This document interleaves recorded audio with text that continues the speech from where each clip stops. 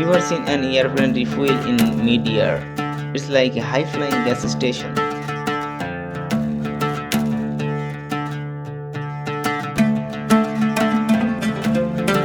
This is a tanker plane. It's equipped with a special boomer hose to transfer fuel.